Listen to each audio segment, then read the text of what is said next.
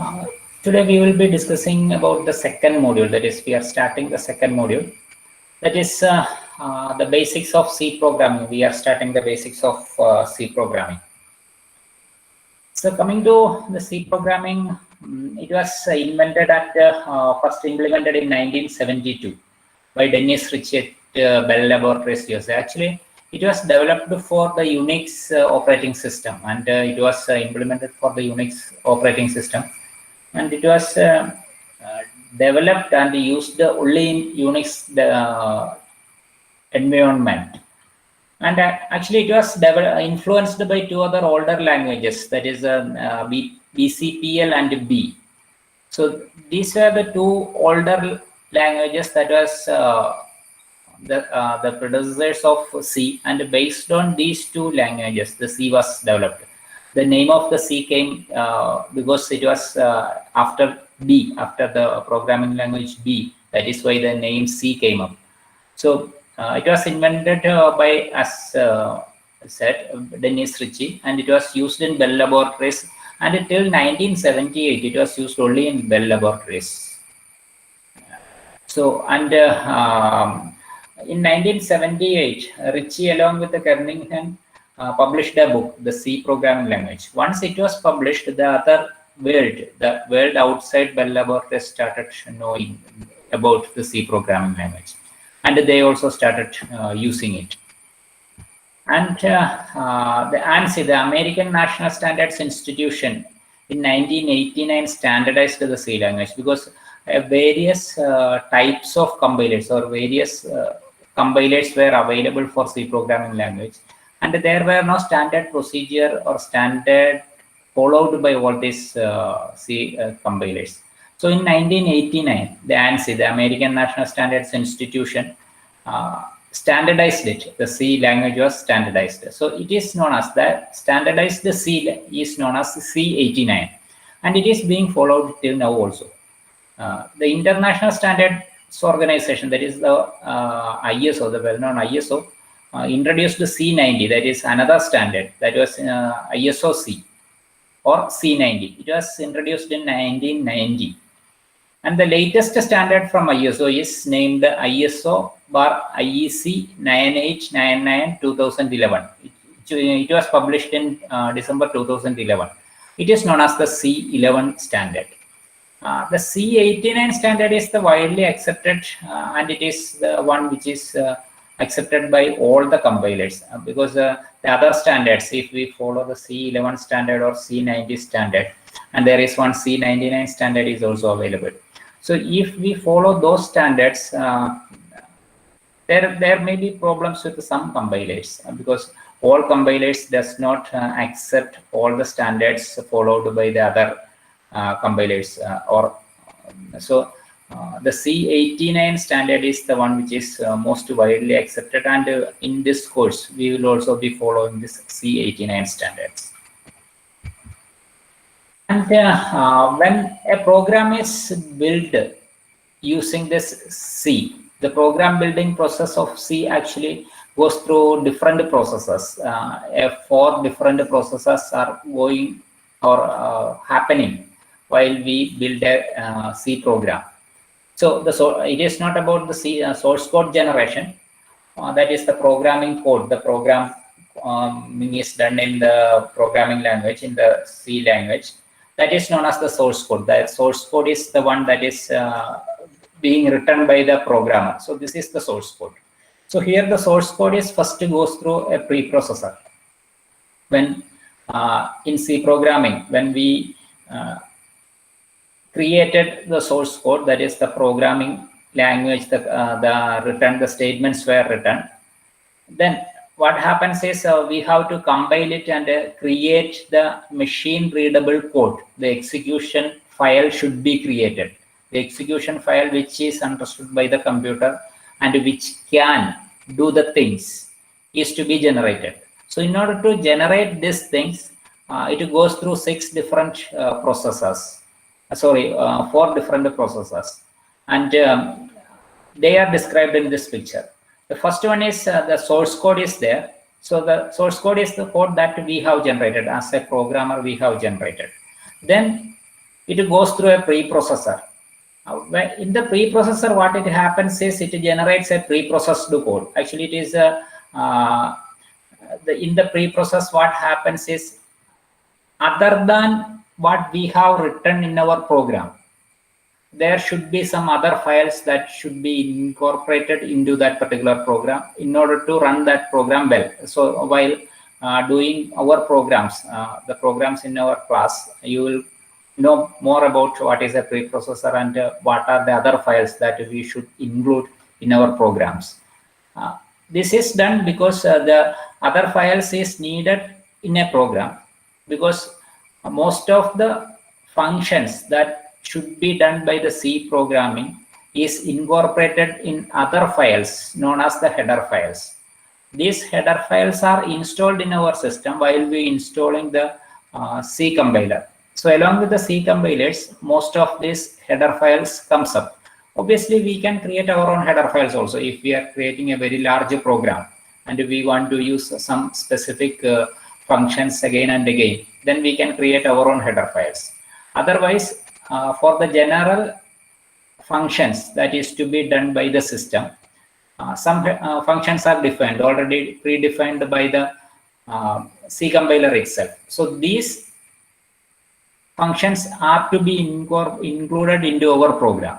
So that is where this preprocessor comes up. So there we does some preprocessor directives, that is, we direct the preprocessor to include certain files into our code, include certain files which contains some of the functions that we use in our program into our code. That is what the preprocessor does. So the preprocessed code includes the codes taken from the other files that are included in our program. So we will see what how the programs how we will include the other header files into our program. So then this particular code goes through the compiler. The compiler, or it can be an interpreter. In the case of a general purpose representation, it can be interpreter also. In our case, in our C programming language, it is the compiler. So in the compiler, the target code or the assembly code is generated. It is not directly converting the code that we have written into the machine code. But what it does is it first converts that particular code, that is the high-level language code, into an assembly code.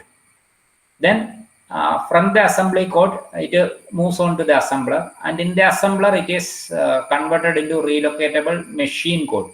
The relocatable machine code is the machine code that can be changed over time, that can be used for other purposes also.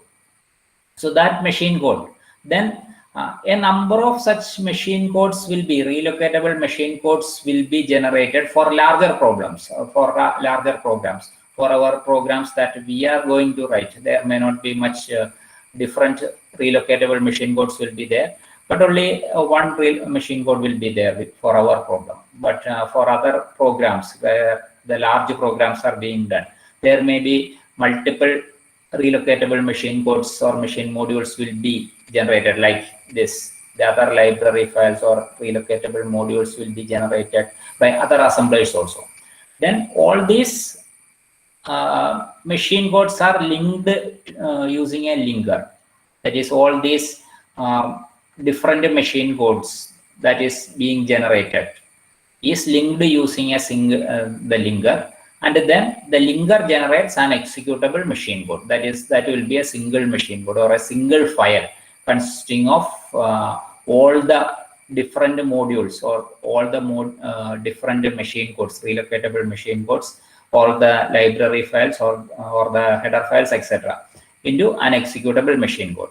Then this machine code is loaded into the memory. The loader loads that particular machine code into the memory. So these are the process for creating or building a C program. So first is preprocesses the source code. Then the preprocessed code is compiled by the compiler.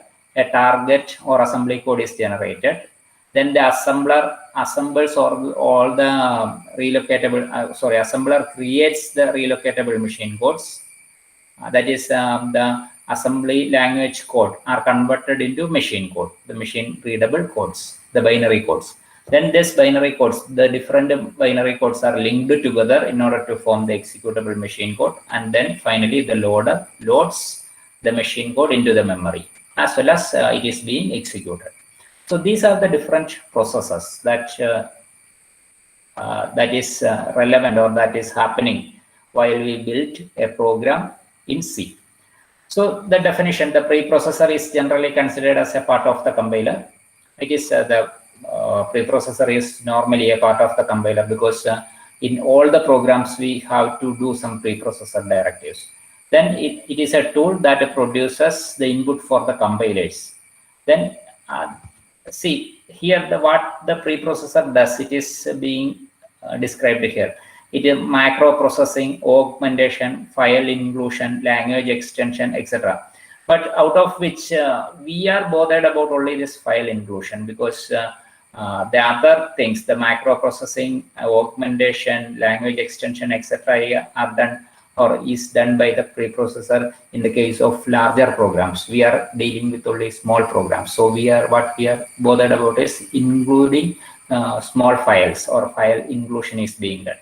Obviously, some other definitions, some macro definitions are also, we are also doing some macro definitions also in this preprocessor directives. So we will see it later. Then the next one is the compiler or interpreter. In our case, in our C programming language, only compiler is there. It is not interpreter. In other programming languages, interpreters are there, maybe there. So it translates the high-level language into low-level machine language. The difference between the compiler as well as interpreter, what the compiler does, all these things we have already discussed. Then comes up the assembler. It translates the assembly language programs into machine code. We have already said it. The output is called an object file. So the output of the assembler is called an object file.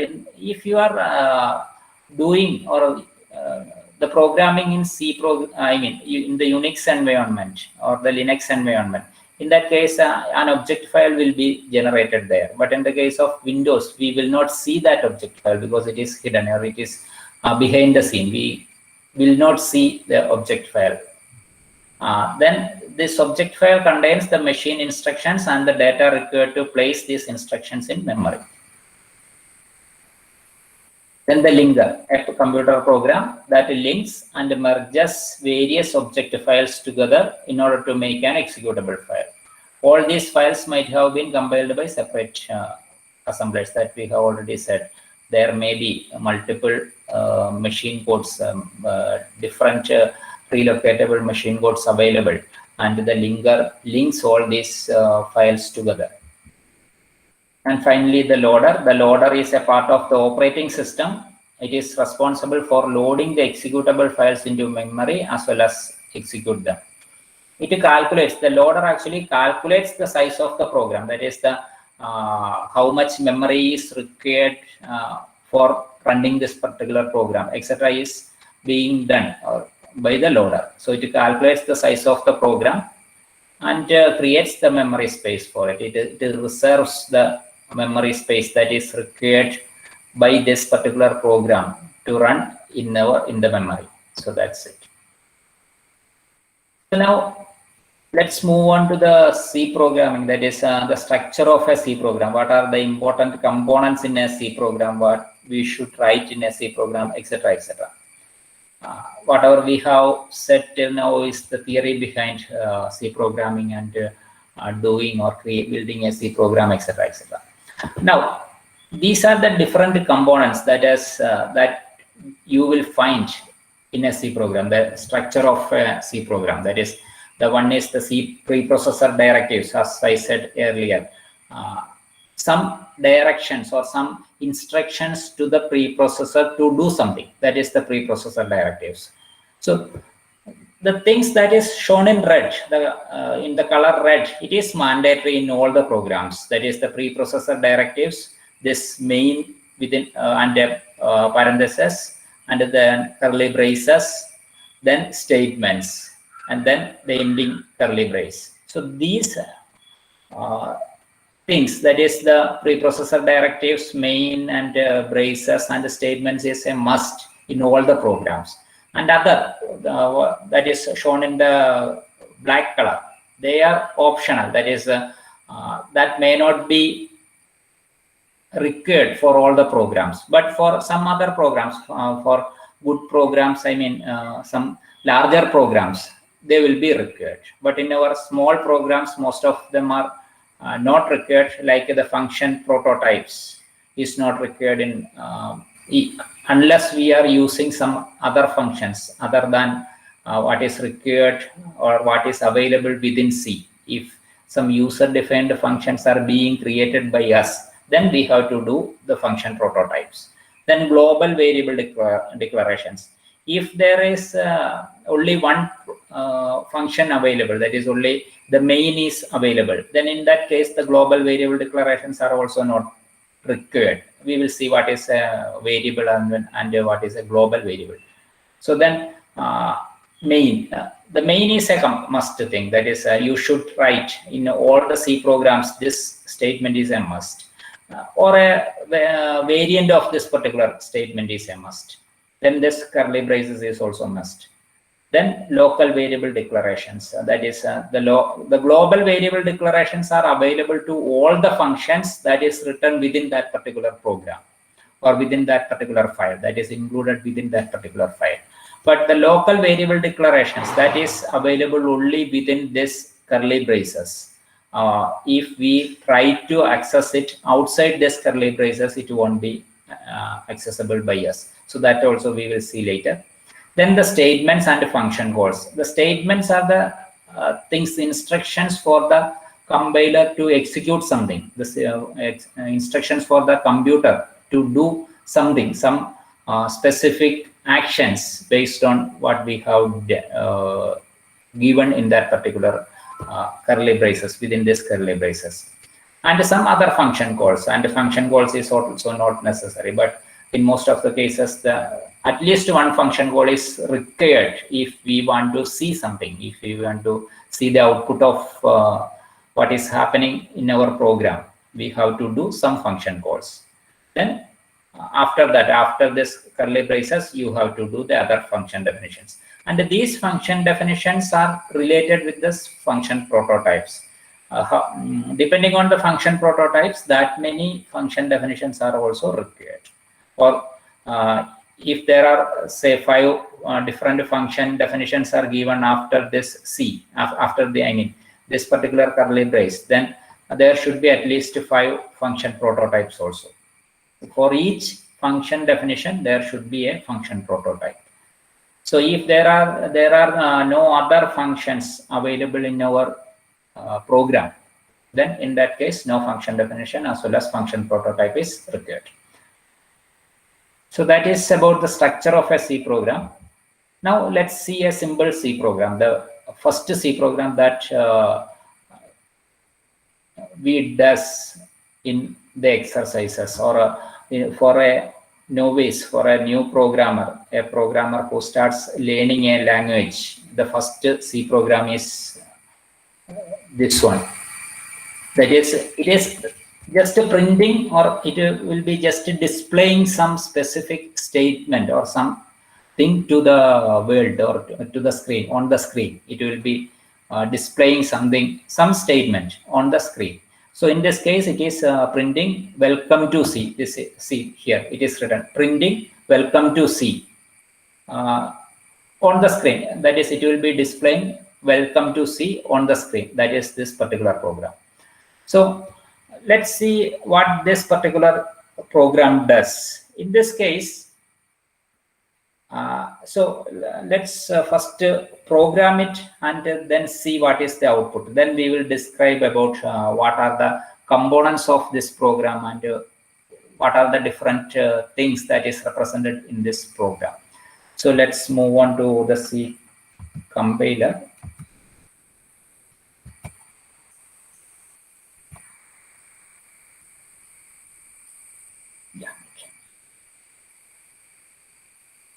So this is the same program that we have seen in the previous slide. So this is initially it is written that printing welcome to C, then a first program in C, then hash include stdio.h, then double forward slashes, then function main begins program execution, int main void, then a curly braces starts, print welcome to C, then return 0, then curly braces ends. So this particular program is stored as the file name is 01_welcome.c.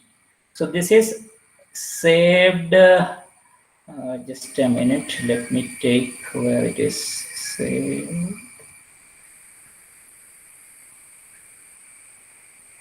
Yeah, it is saved here. So you can see it is 01_welcome.c. Only that much, that file is present there.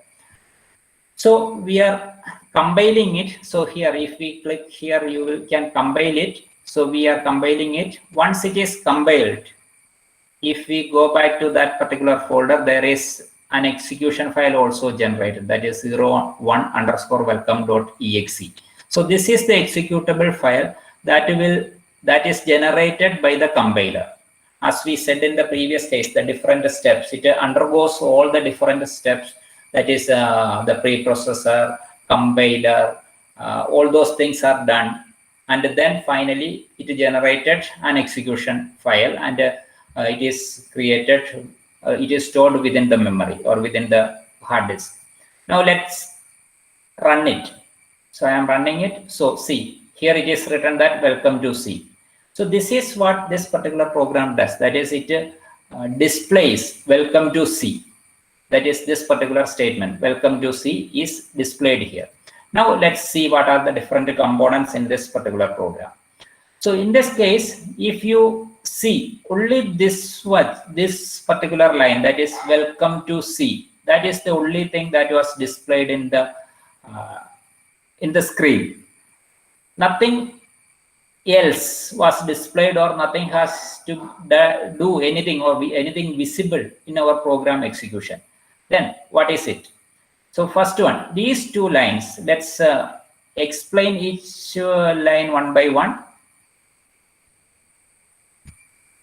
The first two lines, that is the line 1 and 2, that is it was written something like this, a slash, then a star, printing, then welcome to C, a first program in C, the star, and then slash. This was written as the first two lines.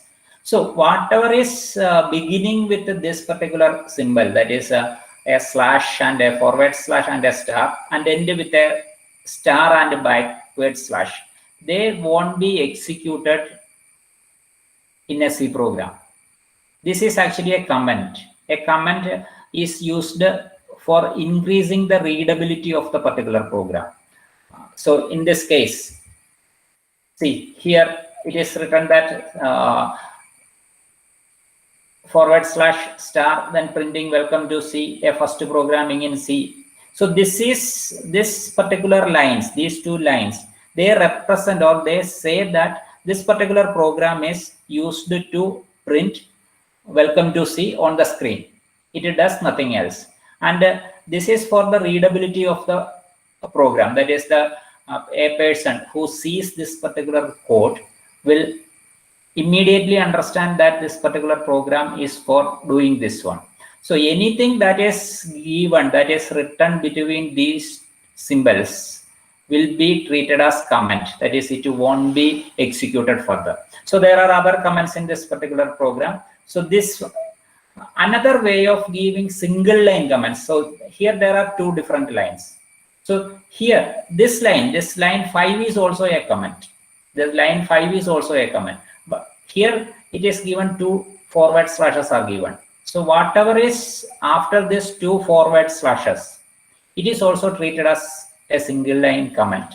So in this case, only a single line will be treated as comment. Whatever is coming in the next line will be treated as valid C programming codes. So this is a comment. So in C programming, you can do two types of commenting. One, multi-line comments or single line comments using this slash and star. and star and slash. It should end with slash and star. And single line comments using 2 forward slashes. So these are the two different types of including comments in a C program. And the comments are included in order to increase the readability of the program. That is, increase the readability as well as the understandability of the program. So when you write larger programs, what happens is after some time when you look into that particular code, even if it is written by or created by you, it may not be easily understood by you because the concept might have been forgotten. So what good programmers does is that they include comments within that particular program in order to understand it later on, as well as for other programmers, for others who look into that particular program. They should understand what is written within that particular program. So for that, they include comments. So it is a good practice to include comments. Then what you should remember is that if you start a comment with a slash and a star, it should end with a star and slash. There is a common mistake that we start with a slash, star and a slash, and end with a slash and star. So this is wrong. This is wrong. And we start with the slash and star and end with also, that is slash and star. We start with this one and end with the same thing. So this is also wrong. So this will create errors in your program. So then that is about the comments. Then the line 3.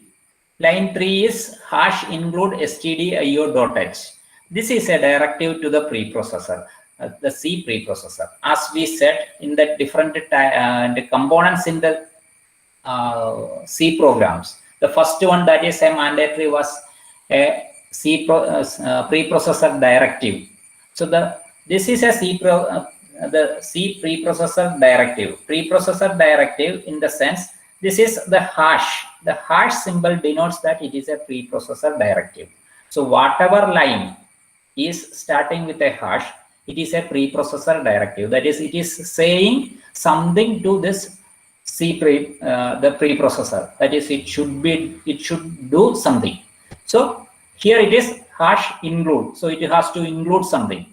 Then what it should include? It should include the stdio.h. The h means the header. H is for header.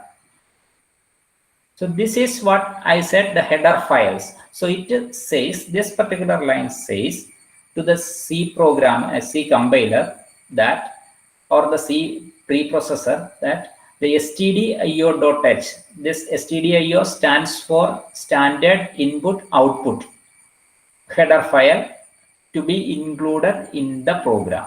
So that is what it happens. That is hash include stdio.h says the C preprocessor to include this stdio.h, that is the standard input output file into this particular program.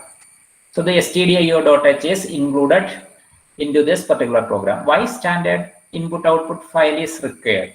Because some of the functions, some predefined functions are included in this standard IO file, stdio file, .h file. That is some standard input output function definitions, like how to display the things on the screen. We have displayed the welcome to C message on the screen. So in order to display that one, some function is required. That function is included in the stdio.h header file. So that is why we require stdio.h header file in our program. Then the line, the next two lines, that is hash include stdio.h is the C preprocessor directive. That is, it says the preprocessor to include the stdio.h file, the header file, into the program. Then this 4 is a blank file, a blank line, not required. Then the next line, the function main begins program execution. It is a comment that saying that the function main begins the program execution. So then the next line is int main void. So int main void is a part of every C program. You may omit this int, or you may omit this void, no problem.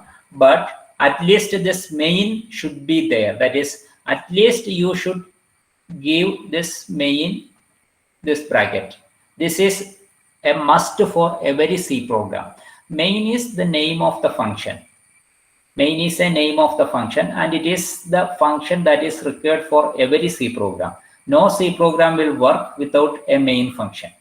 So this int and void, why these are included, that we will discuss when we discuss more in detail when we discuss about the different types of functions, the user defined functions. In this case, you understand that this int means the return value, that is the main function returns, that is it gives back a value of integer, value of type integer. An integer type value will be returned by this particular main function. And this void means, void is actually nothing. Void is means nothing. Nothing is present there. So void means nothing. So into main void, this void is actually equivalent to this thing. Void is equivalent to this thing. That is, we are giving, empty brackets are inserted. So this is equivalent to void. But for ease clarity or the better clarity of the program, we in our programs will be using this int main void. It is not necessary that you should include in int and void in all programs. As I said, you can give only main also in the program. Still it will work, no problem. So the parenthesis after main indicates that main is a program building block called a function. So main is a function. So that that function is a must. C program may contain one or more functions, one of which must be main. So one function is a main, that is a must for every program in C. So every program in C begins executing at the function main. So all the program in C starts executing the function main, and then the other functions are executed depending on the function call from this particular main. Then the left brace is inserted. So it says, the left brace says that the body of every function, whatever is after this particular brace, the left brace is a statement within that particular function. So in this case, here in the line 7, it is the left brace. Whatever is after this left brace is within the body of the that particular function. In this case, the function is main. We are bothered about only the function main here. So this brace starts the body of the function main. Then corresponding a right brace ends each function. That is corresponding to each right brace, a left brace, there should be a right brace also, like this. Right brace also is required for each function. Or these braces are also used in order to denote a set of codes as a single block, a set of statements that we will see later. Then the line 8, it says printf welcome to C, then /n. So this printf, this statement printf says the computer that this particular thing, whatever is within this bracket, should be printed or displayed on the screen.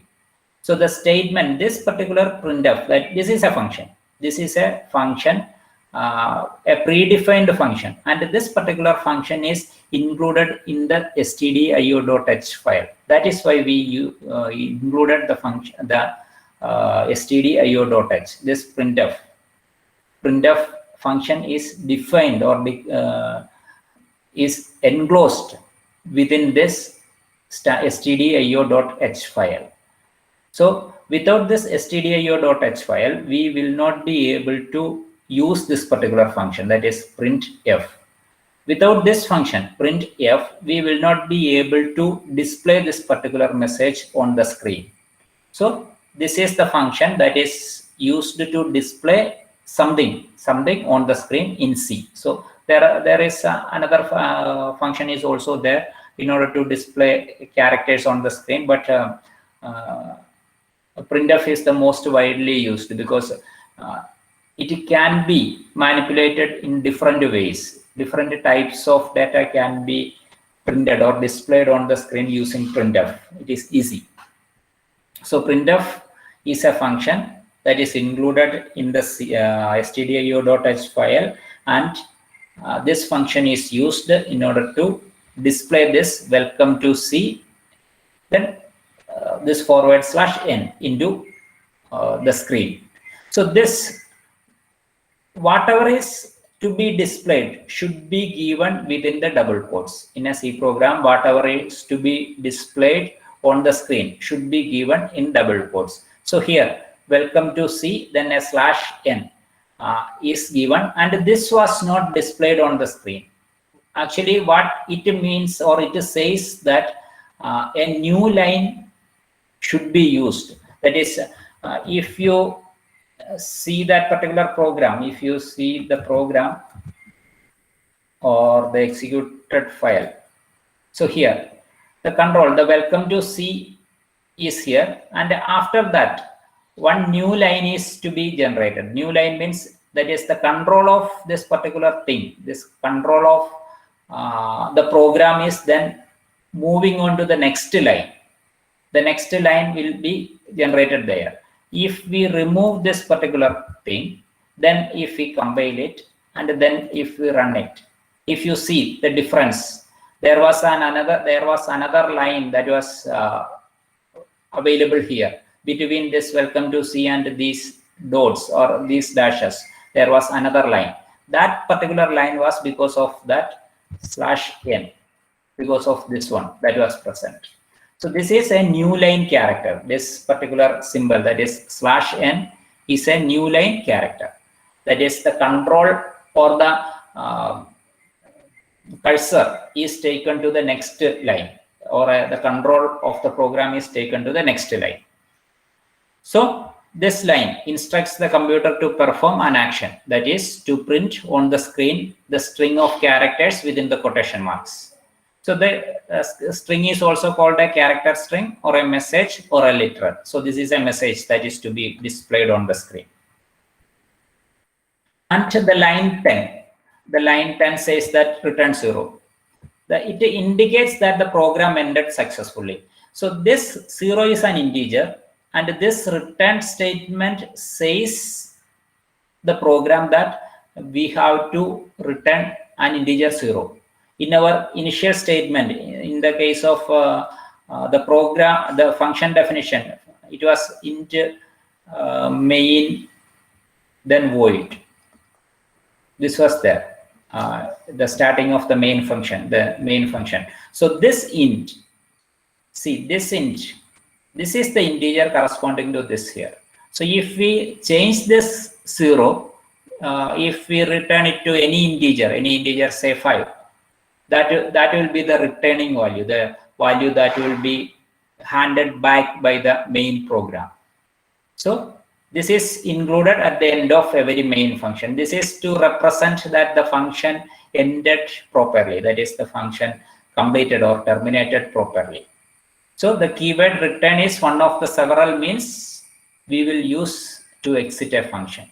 So once this return comes, return 0 comes, that means the function is returned, the function is executed properly. So how it is being displayed, let's see here. So we have compiled it and we have seen. So see here the next line, process exited after so many seconds with the return value 0. So that is where the 0 comes up, this return 0 comes up. If we change that return 0 to say 4, so return 4, then if we execute it, so see the seconds with the return value 4. So that is the integer that is returned by the value that is returned by the program, the main function. So the write brace, then finally a write brace. The line 11 indicates the end of the main has been reached. So that is the first C program that we will discuss. And now in the next class, we will discuss about the different characters that is available in C, or the character set in C, as well as the tokens in C. And that's all for today. Thank you.